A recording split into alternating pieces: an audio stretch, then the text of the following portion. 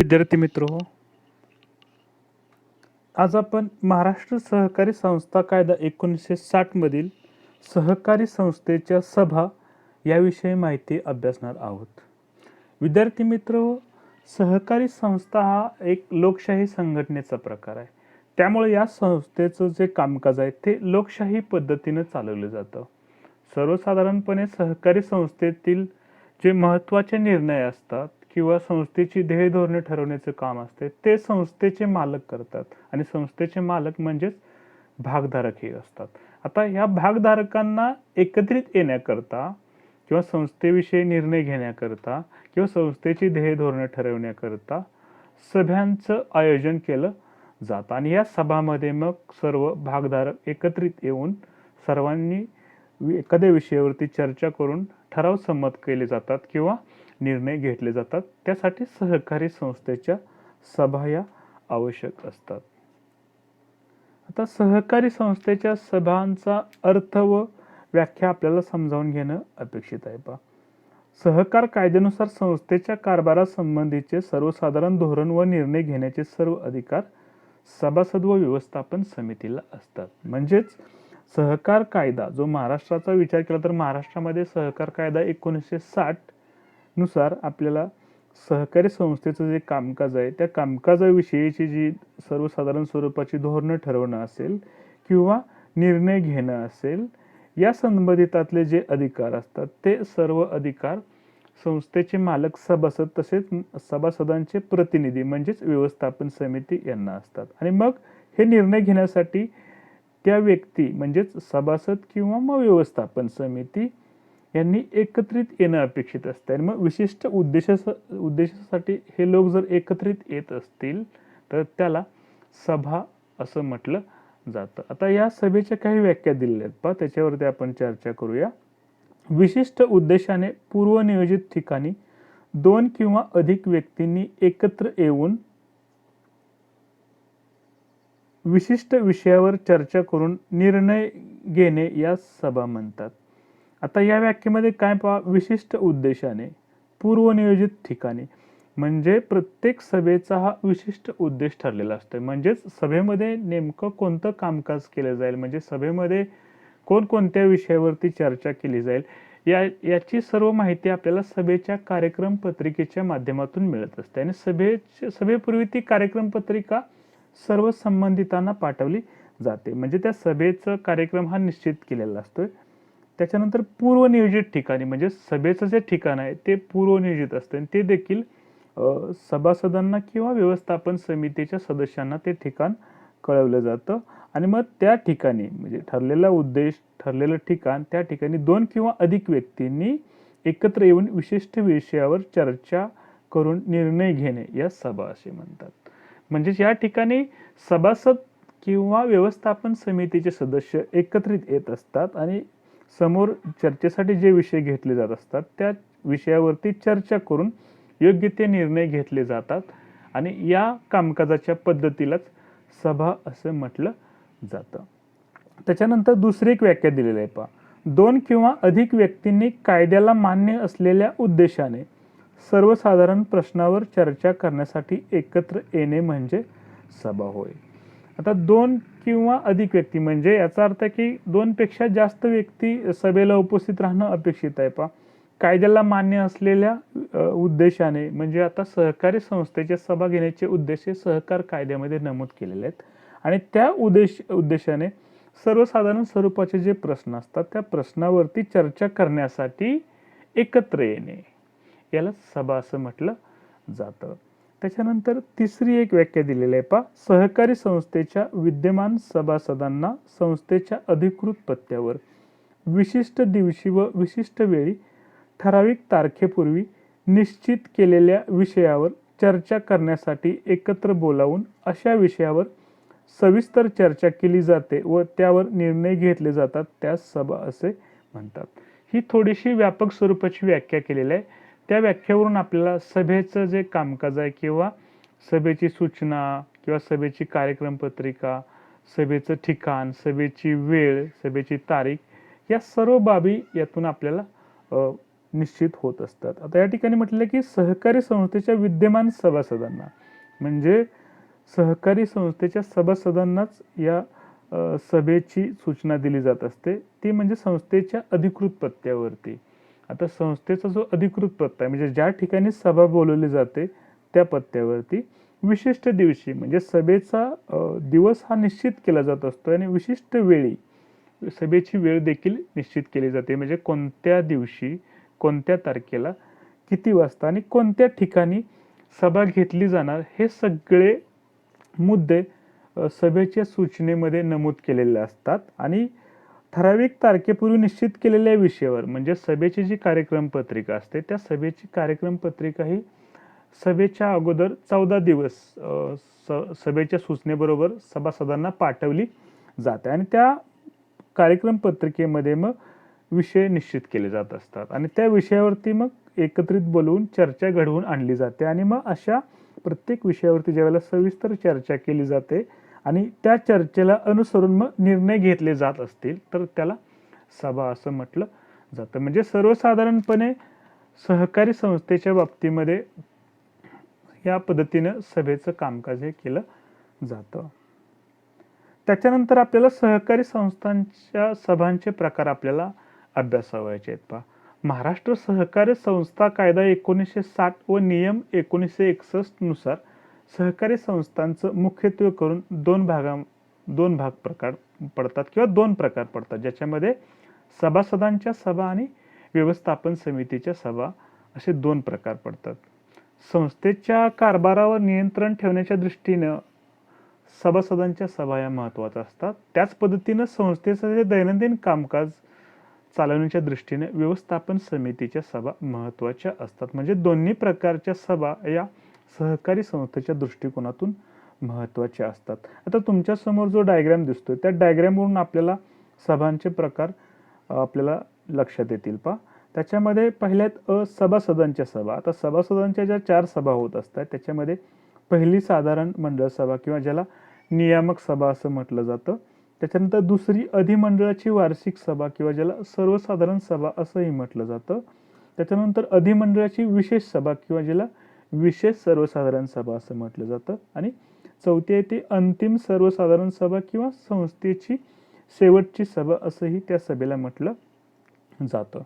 त्याच्यानंतर जो दुसरा प्रकार आहे की ज्याच्यामध्ये व्यवस्थापन समितीच्या किंवा संचालक मंडळाच्या सभा म्हटलं जातं.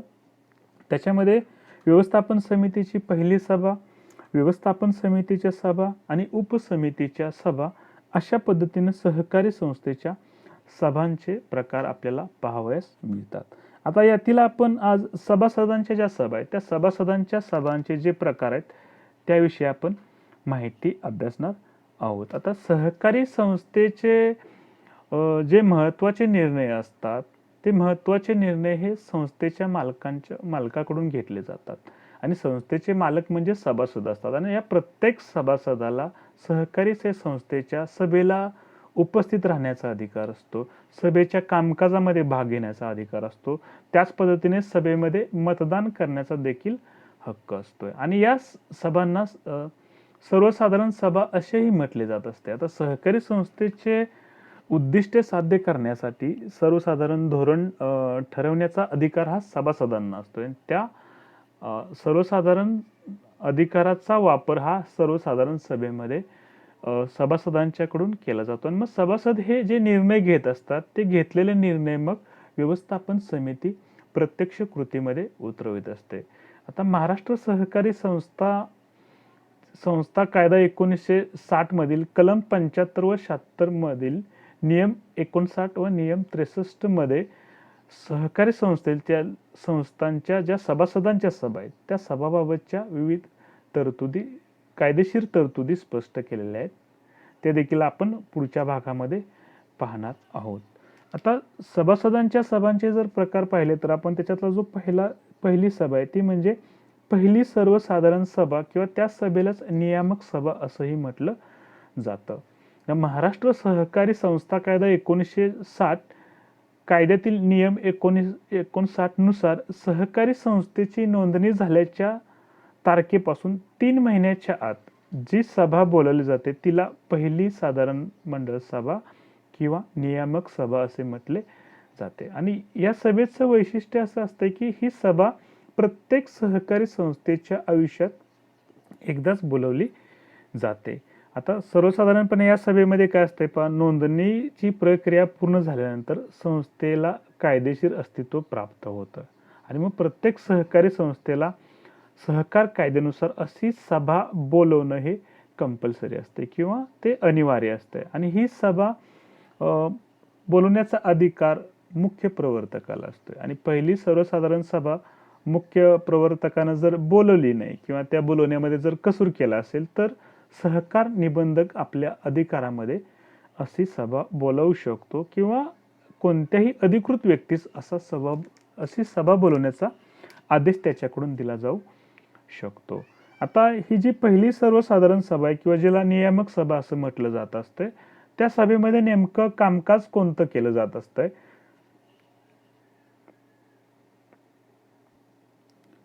त्या कामकाजाचा आपण आढावा घेऊया. तुमच्या समोर त्या सभेमध्ये जे कामकाज केलं जात आहे त्याच्यामध्ये सर्वसाधारण स्वरूपाचे जे विषय त्याच्यामध्ये पहिला आहे की सभेच्या अध्यक्षाची निवड करणे. आता सभेला अध्यक्ष हा महत्वाचा असतोय. सर्वसाधारणपणे व्यवस्थापन समितीचा जो अध्यक्ष असतो तोच सभेचा अध्यक्ष म्हणून कामकाज पाहत असतोय. परंतु संस्थेची नोंदणी प्रक्रिया पूर्ण झाल्यानंतर संचालक मंडळ किंवा व्यवस्थापन समिती ही अस्तित्वात नसते. त्याच्यामुळे त्यांच्यातून अध्यक्षाची निवड ही केली जात नाही. त्यामुळे ही जी पहिली सर्वसाधारण सभा आहे किंवा नियामक सभा आहे त्या नियामक सभेचं अध्यक्षस्थान भूषवण्यासाठी सभासदांमधील किंवा संभाव्य जे मुख्य प्रवर्तक असतील त्यांच्यामधील एकाची अध्यक्ष म्हणून निवड या सभेमध्ये केली जाते. त्याच्यानंतर दुसरं याच्यातलं जे कामकाज आहे ते म्हणजे सहकारी संस्थेच्या नोंदणीची सभासदांना कल्पना देणे. आता मुख्य प्रवर्तकानं सहकारी संस्थेच्या नोंदणीची प्रक्रिया पूर्ण केलेली असते. नोंदणीची प्रक्रिया पूर्ण झाल्यानंतर 3 महिन्याच्या आत ही सभा बोलवली जात असते. मग या सभेमध्ये मुख्य प्रवर्तक संस्थेची जी नोंदणी कशा प्रकारे पूर्ण झालेली आहे त्याची माहिती उपस्थित सभासदांना देण्याचं काम या सभेच्या माध्यमातून केलं जातं. त्याच्यानंतर तिसरा विषय आहे कामकाजाचा तो म्हणजे सहकार निबंधकाने सहकारी संस्थेसाठी मंजूर केलेले पोटनियम ज्याला उपविधी स्वीकारणे. आता ज्यावेळेला सहकारी संस्थेची नोंदणी केली जात असते त्या नोंदणी अर्जासोबत सहकारी संस्थेच्या पोटनियमावली किंवा उपविधीच्या प्रती जोडल्या जात असतात आणि मग त्याच्यातील एका प्रतीवरती निबंधकाकडून त्याला मंजुरी दिली जात असते आणि निबंधकाच्या सही शिक्क्यानशी ती मान्य केलेली संस्थेची पोटनियमावली किंवा उपविधी सहकारी संस्थेला दिली जाते आणि तिथून पुढे ती सहकारी संस्थेची घटना म्हणून स्वीकारली जाते. त्याच्यानंतर पुढचा जो कामकाजाचा विषय आहे तो म्हणजे सहकारी संस्थेच्या अधिनियमातील तरतुदीस अधीन राहून रीतसर निवडणुका होईपर्यंत हंगामी व्यवस्थापन समितीची 1 वर्षासाठी निवड करणे. सहकारी संस्थेला ची नोंदणीची प्रक्रिया पूर्ण झालेली आहे आणि सहकारी संस्थेचं कामकाज सुरू करावयाचं असतंय आणि त्यावेळी दैनंदिन कामकाज पाहण्यासाठी व्यवस्थापन समिती ही अस्तित्वात नसते आणि व्यवस्थापन समितीच्या निवडणुका घेण्याची प्रक्रिया पुढं असते आणि मग ती निवडणुका घेण्याची जी प्रक्रिया पूर्ण होईपर्यंत दरम्यानच्या काळामध्ये हंगामी व्यवस्थापन समितीची निवड केली जात असते. ही समिती मग 1 वर्षासाठी कामकाज पाहते आणि त्याच्यानंतर मग रीतसर निवडणुका घेतल्या जात आहेत आणि सभासदांच्या मधून मग व्यवस्थापन समिती सदस्य यांची निवड केली जात असते आणि मग ती निवड करण्यापूर्वी मग या पहिल्या सर्वसाधारण सभेमध्ये 1 वर्षासाठी हंगामी व्यवस्थापन समितीची निवड केली जाते. त्याच्यानंतर पुढचं कामकाज आहे की संस्था स्थापनेसाठी झालेल्या प्राथमिक खर्चास मंजुरी देणे. म्हणजे संस्थेचं जे कामकाज आहे ते कामकाज म्हणजे नोंदणीची जी प्रक्रिया आहे त्या नोंदणीची प्रक्रिया किंवा स्थापनेच्या प्रक्रियेमध्ये जो प्राथमिक स्वरूपाचा खर्च झालेला आहे म्हणजे मग अर्ज तयार करणे, दस्तऐवज तयार करणे असेल किंवा प्राथमिक स्वरूपाचं काही फर्निचर घेतलं असेल किंवा स्टेशनरी घेतली असेल तर त्या सर्व बाबीवरती जो काही खर्च झालेला असेल त्या खर्चास या सभेमध्ये मान्यता दिली जाते. त्याच्यानंतर पुढचा विषय की हिशेब पत्रक स्वीकारणे आणि सभेच्या तारखेच्या 14 दिवस आधी प्रवर्तकाने केलेल्या सर्व व्यवहाराबाबतचे प्रतिवृत्त सादर करणे. आता सभेच्या तारखेच्या अगोदर 14 दिवस अगोदर प्रवर्तकाने जे काही व्यवहार केलेले असतात त्याच्या संदर्भातली हिशेबपत्रकं स्वीकारणं असेल किंवा त्या व्यवहारांची जी विवरणं असतील ती विवरणे या सभेमध्ये सादर केली जातात. त्याच्यानंतर पुढचं कामकाज आहे या सभेमधलं ते म्हणजे प्रवर्तकांच्या नावाने असणारे जिल्हा मध्यवर्ती सहकारी बँकेतील खाते संस्थेच्या नावे हस्तांतरित करणे. तर सहकारी संस्थेची नोंदणी करत असताना त्या नोंदणी अर्जासोबत बँक सिल्कीचा दाखला जोडणं गरजेचं असतंय. आणि मग जिल्हा मध्यवर्ती बँकेमध्ये जे खातं उघडलेलं असतं ते खाते प्रवर्तकांच्या नावे असते खातं नोंदणी होण्यापूर्वी. आणि त्या खात्यामध्ये मग सभासदत्वासाठी आलेली फी किंवा भागापोटी जमा झालेली रक्कम त्या खात्यामध्ये जमा केली जाते आणि मग त्या खात्याच्या संदर्भात बँकेकडून बँक सिल्कीचा दाखला दिला जातो. म्हणजे हे खातं प्रवर्तकांच्या नावे असतंय. आणि आता संस्थेची नोंदणीची प्रक्रिया पूर्ण झाल्यानंतर संस्थेला कायदेशीर अस्तित्व प्राप्त होतंय. म्हणजे संस्थेला कृत्रिम व्यक्तीचा दर्जा प्राप्त होतोय. मग या सभेच्या माध्यमातून ते प्रवर्तकाच्या नावे असणारं जे खातं आहे ते सहकारी संस्थेच्या नावे हस्तांतरित केलं जातं. त्याच्यानंतर नवीन सभासदांना प्रवेश देणं असेल म्हणजे नवीन काही लोक सभासद व्हायला इच्छुक असतील तर अशा सभासदांना प्रवेश या सभेमध्ये दिला जातो. त्याच्यानंतर सभासदांना द्यायच्या कर्जाची मर्यादा ठरवणे. आता सभासदांना जे कर्ज वाटप करायचे त्याची मर्यादा किती असावी ते देखील या सभेमध्ये निश्चित केलं जातं. त्याच्यानंतर पुढील वर्षासाठीचे अंदाजपत्रक मंजूर करणे. येणाऱ्या आर्थिक वर्षामध्ये आपल्याला कोणकोणत्या बाबीपासून किती उत्पन्न अपेक्षित आहे तसेच कोणकोणत्या बाबीवरती किती खर्च करणं अपेक्षित आहे याचं एक अंदाजपत्रक तयार केलं जात असते. त्या अंदाजपत्रकाला या सभेमध्ये मंजुरी दिली जाते. त्याच्यानंतर अध्यक्षांच्या परवानगीने ऐनवेळी येणारे विषय म्हणजे अध्यक्षांच्या परवानगीनुसार एखादा ऐनवेळी चर्चेसाठी एखादा विषय येऊ शकतो. तो विषय या ठिकाणी चर्चेला घेतला जातो. सर्वसाधारणपणे ही जी पहिली सभा आहे ती सभा आयोजित करण्याचा उद्देश हा असतो की संस्थेच्या स्थापनेचा जो हेतू आहे किंवा तो उद्देश सफल व्हावा या दृष्टिकोनातून ही सभा आयोजित केली जात असते, ज्यामुळे संस्थेच्या कामकाजाला एक प्रकारची दिशा प्राप्त होत असते. त्याच्यानंतर दुसरी जी सभा आहे ती दुसरी सभा आहे म्हणजे अधिमंडळाची वार्षिक सभा किंवा ज्याला वार्षिक सर्वसाधारण सभा असंही म्हटलं जातं. आता प्रत्येक सहकारी संस्थेने महाराष्ट्र सहकारी संस्था कायदा 1960 कलम 75 नियम 60 नुसार प्रत्येक सहकारी संस्थेचे जे आर्थिक वर्ष आहे ते आर्थिक वर्ष संपल्यानंतर 6 महिन्याच्या आत सभासदांची अधिमंडळाची वार्षिक सभा बोलवली पाहिजे. आणि या सभेलाच अधिमंडळाची वार्षिक सभा किंवा सर्वसाधारण सभा असं म्हटलं जातं. आणि प्रत्येक वर्षी ही सभा बोलवावी लागते.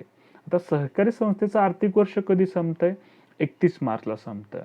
प्रत्येक वर्षाच्या 31 मार्चला संपतं. आर्थिक वर्षाची सुरुवात ही 1 एप्रिलला होत असते आणि पुढच्या वर्षाच्या 31 मार्चला ते आर्थिक वर्ष संपत असते. आणि मग असं आर्थिक वर्ष संपल्यानंतर 45 दिवसाच्या आत संस्थेची जी वार्षिक हिशेबपत्रक असतात ती वार्षिक हिशेबपत्रकं पूर्ण करावी लागतात व 4 महिन्याच्या आत त्याचं लेखापरीक्षण करून घेणं बंधनकारक असते.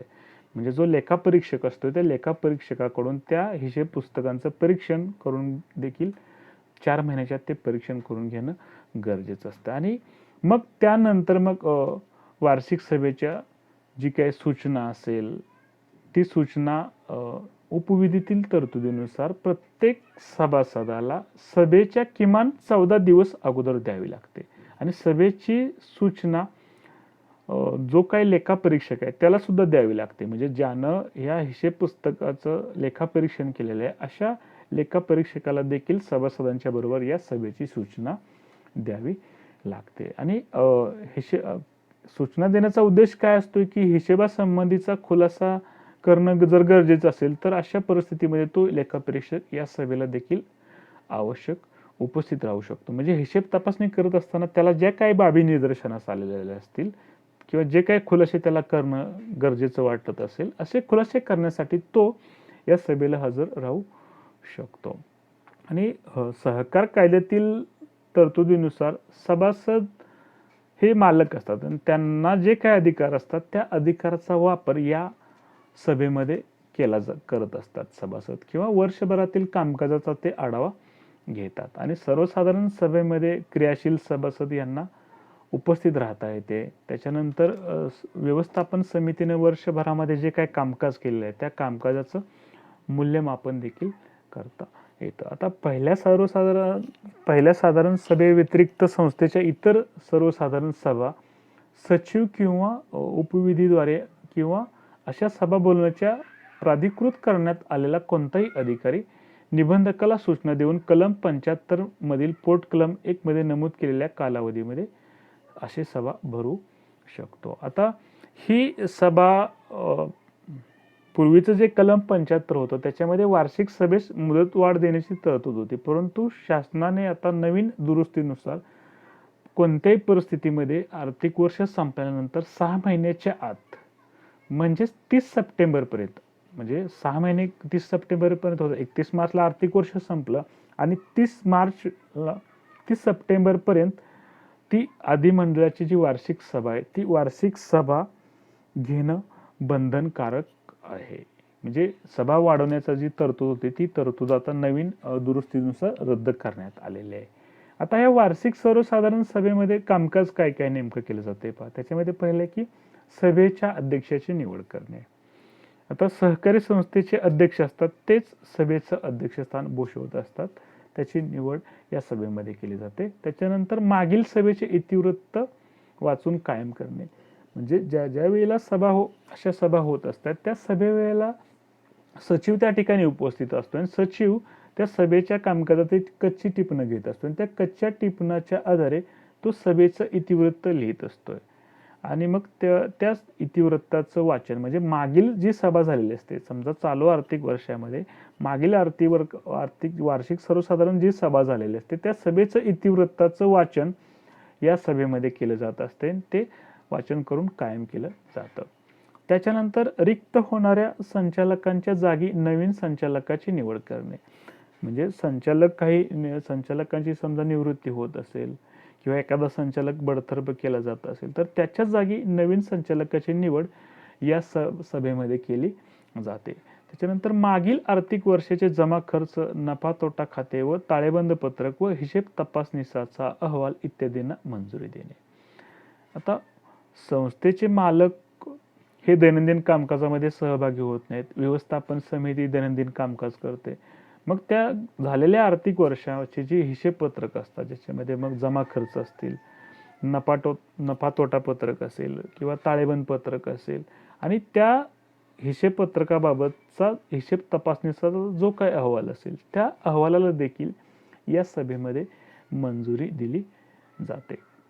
त्याच्यानंतर मागील आर्थिक वर्षाचा लेखापरीक्षण अहवाल, आधीच्या लेखापरीक्षणाचा दोष दुरुस्ती अहवाल व समिती अहवाल स्वीकृतीसाठी ठेवणे, वार्षिक अहवालास मंजुरी देणे. मागील आर्थिक वर्षाचा जो लेखापरीक्षकाचा अहवाल आहे किंवा आधीच्या लेखापरीक्षणाचा दोष दुरुस्ती अहवाल असेल, म्हणजे लेखापरीक्षणामध्ये काही दोष असतील तर ते दुरुस्ती संबंधीचा जो अहवाल असेल किंवा विविध समित्यांचे जे अहवाल असतात त्याची स्वीकृतीसाठी ठेवले जातात किंवा वार्षिक अहवाल जो असतो त्याला मंजुरी देण्याचं काम या सभेमध्ये केलं जातं. त्याच्यानंतर पुढील आर्थिक वर्षासाठी अंदाजपत्रकास मंजुरी देणे. म्हणजे येणाऱ्या आर्थिक वर्षामध्ये उत्पन्न किती अपेक्षित आहे, त्यानुसार कोणकोणत्या बाबीवरती किती खर्च करावा लागेल याचं जे पत्रक आहे, अंदाजपत्रक आहे, ते तयार केलं जातं आणि त्याला या सभेमध्ये मंजुरी दिली जाते. त्याच्यानंतर लाभांशाचा दर ठरवणे व जाहीर करणे. सभासदांनी संस्थेला जे भांडवल दिलेलं आहे त्या भांडवलावरती त्यांना परतावा म्हणून लाभांश दिला जात असतोय. संस्थेला होणाऱ्या नफ्यातून राखीव निधीला रक्कम वर्ग केल्यानंतर शिल्लक राहिलेली रक्कम लाभांशाच्या रूपानं सभासदांना दिली जाते. मग त्या लाभांशाचा दर किती असावा तो दर ठरवला जातो आणि तो लाभांशाचा दर ठरवून तो जाहीर केला जातो. त्याच्यानंतर संस्थेच्या अंतर्गत हिशेब तपासणीची व्यवस्था करणे. आता आर्थिक वर्ष संपल्यानंतर हिशेब पुस्तकाची तपासणी ही हिशेब तपासकाकडून केली जाते, कायद्यानुसार ते करणं बंधनकारक आहे. तरी देखील काही ज्या मोठ्या संस्था असतात त्या अंतर्गत हिशेब तपासणीची व्यवस्था करतात. म्हणजे संस्थेचे अंतर्गत हिशेब हे वेळोवेळी तपासले जात असतात, ज्याचा फायदा मग अंतिम हिशेब तपासणीमध्ये त्या संस्थेला होत असते. मग अशा अंतर्गत हिशेब तपासणीची व्यवस्था या सभेमध्ये केली जाते. त्याच्यानंतर थकबाकीदार सभासदावर कायदेशीर कारवाई करणे, म्हणजे एखादा सभासद वारंवार सूचना देऊन देखील कर्जाचे हप्ते वेळेवरती भरत नसेल तर त्याच्यावरती कायदेशीर कारवाई या सभेच्या माध्यमातून केली जाते. त्याच्यानंतर सभासदांना द्यावयाच्या कर्जाची मर्यादा ठरवणे, म्हणजे संस्थेकडून सभासदांना जो कर्ज पुरवठा केला जातोय त्याची मर्यादा किती असावी, प्रत्येक सभासदाला किती कर्ज दिलं जावं याचा निर्णय या सभेमध्ये घेतला जातो. त्याच्यानंतर संस्थेच्या शिल्लक रकमेच्या विनियोगासाठी योजनेवर चर्चा करणे, मग संस्थेकडे जो शिल्लक राहिलेला रक्कम असेल, राखीव निधीच्या स्वरूपामध्ये असेल किंवा रोख स्वरूपामध्ये असेल तर त्याचा वापर कशा प्रकारे केला जावा याविषयी योजना तयार केली जाते किंवा त्याच्यावरती चर्चा या सभेमध्ये केली जाते. त्याच्यानंतर अधिनियमाच्या किंवा कोणत्याही नियमाच्या नियमानुसार निबंधकाने मागवलेली इतर कोणतीही माहिती सभेपुढे ठेवणे, म्हणजे सहकार कायद्यानुसार किंवा संस्थांच्या नियमावलीनुसार निबंधकाने जी काही माहिती मागवलेली आहे संस्थेकडून ती माहिती सभेपुढे ठेवण्याचं काम या सभेमध्ये केले जातं. संचालक मंडळ सदस्य व त्यांच्या नातेवाईकांना दिलेल्या कर्ज खात्यांची माहिती देणे. आता संचालक मंडळ असेल किंवा त्यांचे सदस्य असतील, व्यवस्थापन समिती सदस्य, त्यांनी स्वतःला किंवा त्यांच्या ज्या नातेवाईकांना जे काही कर्ज दिलं असेल त्या प्रत्येक कर्ज खात्याची माहिती या सभेमध्ये दिली जाते.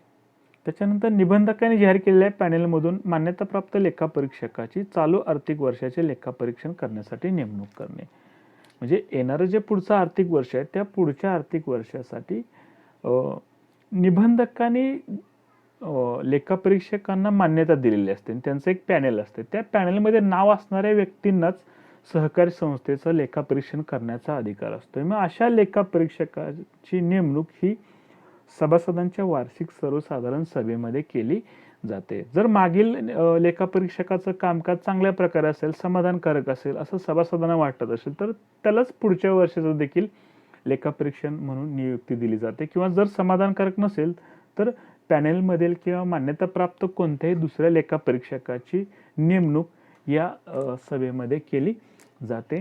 आणि त्याचबरोबर मग अध्यक्षांच्या परवानगीने ऐनवेळी येणाऱ्या विषयावरती चर्चा करणे. आता या सभेमध्ये मग या ऐनवेळी एखादा विषय चर्चेसाठी येऊ शकतो त्याच्यावरती देखील या ठिकाणी चर्चा केली जाते. म्हणजे या सभेमध्ये झालेल्या आर्थिक वर्षामध्ये जे संपूर्ण कामकाज केलेलं आहे व्यवस्थापन समितीच्या माध्यमातून कर्मचाऱ्यांनी किंवा अधिकारी वर्गाने, त्या कामकाजाचं मूल्यमापन सहकारी संस्थेचे मालक या सभेमध्ये करत असतात. आणि त्याचबरोबर संस्थेचं भविष्य काळासाठी विविध योजना या सभेमध्ये निश्चित केल्या जात असतात. म्हणून या वार्षिक सभेला अनन्यसाधारण महत्त्व असतं आणि ही सभा प्रत्येक वर्षी घेणं हे कायद्यानं बंधनकारक करण्यात आलेलं आहे.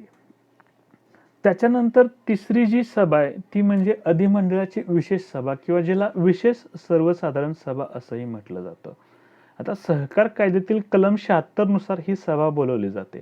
अत्यंत तातडीच्या विषयावरती किंवा अत्यंत तातडीच्या कामकाजासाठी ही सभा बोलवली जाते, म्हणून ह्याला विशेष सर्वसाधारण सभा म्हटलं जात असतं. किंवा अशी काही परिस्थिती असते की ज्या परिस्थितीमध्ये वार्षिक सर्वसाधारण सभेपर्यंत तो विषय थांबवून ठेवणं शक्य नसतंय, म्हणजे 2 वार्षिक सर्वसाधारण सभांच्या मधील काळामध्ये अशा ह्या अधिमंडळाच्या विशेष सभा बोलवल्या जातात. म्हणजे तो विषय आपण पुढच्या आर्थिक वार्षिक सभेपर्यंत थांबवून ठेवू शकत नाही, म्हणून सभासदांची विशेष सर्वसाधारण सभा बोलवली जाते. आणि कलम 76(1) नुसार अधिमंडळाची जी विशेष सर्वसाधारण सभा नेमकी कोणास बोलवता येऊ शकते याविषयीची तरतूद त्याच्यामध्ये दिलेली आहे. सर्वसाधारणपणे सहकारी संस्थेचे अध्यक्ष किंवा व्यवस्थापन समितीला बहुमताने 1 महिन्याच्या मुदतीमध्ये खालील प्रसंगी सभा ही बोलवता येते. त्याच्यामध्ये मुद्दा तो दिलेला आहे, तो म्हणजे सहकारी संस्थेच्या 1/5 सभासदांनी किंवा उपविधीतील तरतुदीनुसार विशेष सभेची मागणी करण्यासाठी नमूद करण्यात आलेली सभासद संख्या यापेक्षा जी संख्या कमी असेल त्या संख्येने सभासदांनी लेखी मागणी केल्यानंतर, म्हणजे नेमकी ही सभा कोण बोलवू शकते तर उपविधीतील तरतुदीनुसार सहकारी संस्थेची जी नियमावली त्या नियमावलीतील तरतुदीनुसार 1/5 सभा 1/5 सभासद, म्हणजे एकूण सभासद संख्येच्या 1/5 सभासद असतील, किंवा विशेष सभेची मागणी करण्यासाठी नमूद करण्यात आलेली जी काही संख्या असेल, पोटनियमावलीमध्ये ही संख्या नमूद केली जाते की विशेष सर्वसाधारण सभेची जर मागणी करायची असेल तर त्यासाठी किती सभासदांनी मागणी करणं अपेक्षित आहे, ती संख्या असेल किंवा 1/5 या दोन्हीपैकी जी कमी असणारी संख्या आहे त्या संख्येतील सभासदांनी संस्थेकडे लेखी स्वरूपाची मागणी केल्यानंतर विशेष सर्वसाधारण सभा बोलवावी लागते. त्याच्यानंतर दुसरा जो अधिकार आहे तो म्हणजे सहकारी निबंधकाच्या सूचनेनुसार. सहकारी संस्थेचे निबंधक असतात ते निबंधक सहकारी संस्थांची विशेष सर्वसाधारण सभा बोलवू शकतात. त्याच्यानंतर तिसरा पर्याय तो म्हणजे सहकारी संस्था जर संघीय संस्थेची सभासद असेल तर संघीय संस्थेचा अधिकारी, म्हणजे सर्वसाधारणपणे ज्या पणन संस्था असतात त्या पणन संस्था ह्या त्यांचं स्वरूप हे संघीय स्वरूपाचं असते, म्हणजे तालुका पातळीवरती, परत जिल्हा पातळीवरती, परत राज्य पातळीवरती आणि परत राष्ट्रीय पातळीवरती अशा संस्था कार्यरत असतात आणि त्यांचं स्वरूप हे संघीय असते. मग त्या संघीय स्वरूपाचा कोणताही अधिकारी त्या सहकारी संस्थेच्या बाबतीमध्ये विशेष सर्वसाधारण सभा बोलावू शकतो.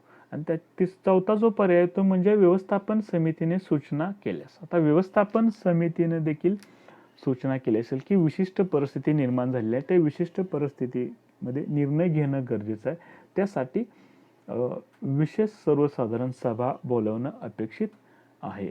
आता संस्थेच्या पोटनियमावलीतील तरतुदीनुसार सभासदांना ही विशेष सर्वसाधारण सभा बोलवण्याचा अधिकार आहे आणि ही सभा त्यांनी त्या अधिकाराचा वापर करून सभा बोलवली असेल आणि व्यवस्थापन समितीनं जर अशी सभा बोलवली नसेल तर त्या ठिकाणी सहकार निबंधक किंवा त्यानं नियुक्त केलेला जो अधिकार आहे त्यांना सभा बोलवण्याचा अधिकार प्राप्त होतो आणि मग अशा सभेला व्यवस्थापन समितीनं रीतसर बोलवले असं मानून त्या सभेचं कामकाज हे पार पाडलं जातं. आता ह्या सभेच्या बाबतीमध्ये सभेच्या पूर्वी 7 दिवस अगोदर सर्व सभासदांना लेखी स्वरूपामध्ये सभेची सूचना देणं गरजेचं असतं. आता या अधिमंडळाची जी विशेष सर्वसाधारण सभा आहे त्याच्यातले जे कामकाजाचे विषय आहेत ते सर्वसाधारणपणे पुढील प्रमाणे आहेत आणि ते विषय विशेष स्वरूपाचे विषय आहेत. आता त्यातला पहिला विषय तो म्हणजे सहकारी संस्थेच्या पोटनियमात दुरुस्ती करणे. आता सहकारी संस्थेच्या पोटनियमावलीला नोंदणी अधिकारी किंवा निबंधकाकडून मंजुरी दिली जात असते आणि मग त्याच्यामध्ये जर बदल करायचा असेल तर निबंधकाची परवानगी घ्यावी लागते आणि मग या पोटनियमावलीमध्ये दुरुस्त करण्यासाठी मग तो विशेष सर्वसाधारण सभा बोलवून तो विशेष बहुमताने ठराव पास करणं अपेक्षित असतं आणि मग या विशेष सर्वसाधारण सभेमध्ये संस्थेच्या पोटनियमावलीमध्ये दुरुस्ती केली जाते. त्याच्यानंतर दुसरा जो विषय तो म्हणजे सहकारी संस्थेच्या पोटनियमावलीतील जबाबदारी कलमात बदल करणे. म्हणजे पोटनियमावलीमध्ये जबाबदारी जी कलम आहे त्या जबाबदारी कलमामध्ये बदल करणे, सभासदांची जबाबदारी कितपत मर्यादित राहील, त्यांनी गुंतवलेल्या भांडवलापुरती मर्यादित राहील किंवा त्यांची जबाबदारी वाढवायची आहे का किंवा जबाबदारी कमी करायची आहे का, याविषयीचा निर्णय या सभेमध्ये घेतला जातो. त्याच्यानंतर संस्थेच्या नावात बदल करणे. आता संस्थेचं नाव बदल करणे म्हणजे हा मूलभूत स्वरूपाचा बदल आहे, तो देखील महत्त्वाचा निर्णय असल्यामुळं त्याचं कामकाज हे विशेष सर्वसाधारण सभेमध्ये केलं जातं. त्याच्यानंतर सहकारी संस्थेचे हस्तांतर, विसर्जन, रूपांतर किंवा एकत्रीकरण करणे. आता सहकारी संस्थेचे हस्तांतरण, विसर्जन या संकल्पना लक्षात घ्या. हस्तांतरण करणे म्हणजे संस्था दुसऱ्या संस्थेमध्ये एकत्रीकरण करणे, म्हणजे आपली संस्था ज्या पद्धतीचं कामकाज करते त्याच पद्धतीचं कामकाज करणाऱ्या दुसऱ्या संस्थेमध्ये त्याचं हस्तांतरण करणं. किंवा विसर्जन करणे, संस्था बंद करणे असेल, किंवा संस्थेचं रूपांतरण करणं असेल, किंवा दोन संस्थांचं एकत्रीकरण करणं असेल. म्हणजे दोन संस्था एकत्रित येऊन मोठ्या प्रमाणामध्ये जर कामकाज सुरू करत असतील तर त्याला एकत्रीकरण हा त्याचा एक पर्याय असतो. मग असे हस्तांतरण, विसर्जन किंवा संस्थेचं रूपांतरण किंवा एकत्रीकरण करणं असेल तर त्याविषयीचे निर्णय हे विशेष सर्वसाधारण सभेमध्ये घेतले जातात. त्याच्यानंतर सहकारी संस्थेच्या अधिकृत भाग भांडवलात वाढ करणे व भागांचे दर्शनीय मूल्य वाढवणे. आता सहकारी संस्थेचे अधिकृत भाग भांडवल असते ते सहकारी संस्थेची नोंदणी करत असताना त्या ठिकाणी ठरवलं जातं आणि त्याच्यामध्ये बदल करायचा असेल तर त्याला देखील निबंधकाची परवानगी घ्यावी लागते. आणि मग विशेष सर्वसाधारण सभेच्या माध्यमातून भाग भांडवल कलमामध्ये बदल केला जातोय. अधिकृत भाग भांडवलामध्ये वाढ केली जाते आणि त्याचबरोबर भागांचे जे दर्शनीय मूल्य असते ते दर्शनीय मूल्य देखील वाढवलं जाऊ शकतं. म्हणजे आपण जो सहकारी संस्था सुरू करत असताना आपल्या भागाचं दर्शनीय मूल्य 1,000 रुपये असेल आणि कदाचित आपल्याला आता वाटतं की भागांचं दर्शनीय मूल्य आपल्याला 2,000 रुपये करायचं असेल, तर ते दर्शनीय मूल्य वाढवण्यासाठी आपल्याला विशेष सर्वसाधारण सभा बोलवणं अपेक्षित असतं.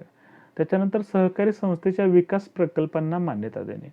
सहकारी संस्थांचा शाखा विस्तार असेल किंवा उत्पादनचं जी कारखान्यातली यंत्रणा असेल त्याची कॅपॅसिटी वाढवणं असेल, म्हणजे एकूणच नवीन एखादा प्रोजेक्ट संस्थेला सुरू करावायचा असेल तर त्या विकास प्रकल्पांना विशेष सभेच्या माध्यमातून मान्यता दिली जाते.